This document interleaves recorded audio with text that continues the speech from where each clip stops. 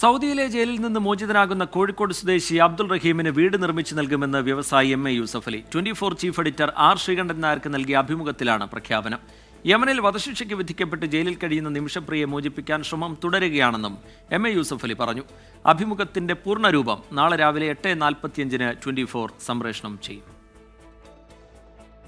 അബ്ദുൾ റഹീമിനു വേണ്ടി ചുരുങ്ങിയ സമയം കൊണ്ട് 34 കോടി രൂപ സമാഹരിച്ചപ്പോൾ മലയാളിയുടെ ഐക്യം ഒരിക്കൽ കൂടി ശക്തി തെളിയിച്ചു.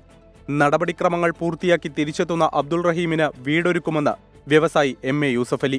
അദ്ദേഹത്തിന് ഒരു വീട് ഞാൻ വെച്ചു കൊടുക്കാം. കാരണം എന്താണെന്ന് വെച്ചിട്ടുണ്ടെങ്കിൽ 18 കൊല്ലമായിട്ട് ജയിലുണ്ടായിരുന്ന ആളല്ലേ.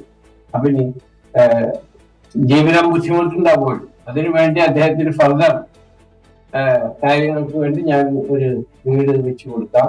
വിഷയത്തിൽ 24-ന്റെ ഇടപെടലിന് പ്രത്യേക അഭിനന്ദനം. 24-ന് ഞാൻ പ്രത്യേകം നന്ദി.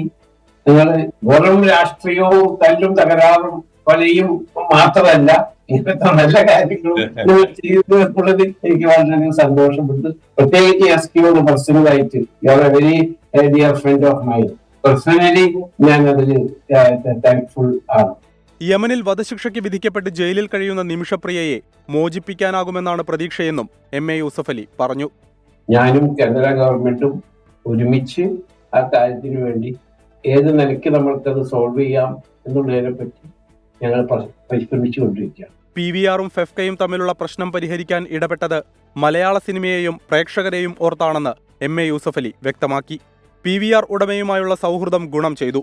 1 മണിക്കൂറിനകം പ്രശ്നം പരിഹരിച്ചെന്നും എം എ യൂസഫ് അലി. ഞാൻ പറഞ്ഞ എന്റെ ഒരു റിക്വസ്റ്റ് ആണ്, എന്ത് പ്രശ്നം ഉണ്ടെങ്കിലും we will consider it later or we will discuss later. 1 മണിക്കൂർ കഴിഞ്ഞപ്പോ പുള്ളി എന്നെ വിളിച്ചിട്ട് പറഞ്ഞു ആപിച്ചു ബോലാ ഹൈ ഓ ഹംനെ കർ ദിയ.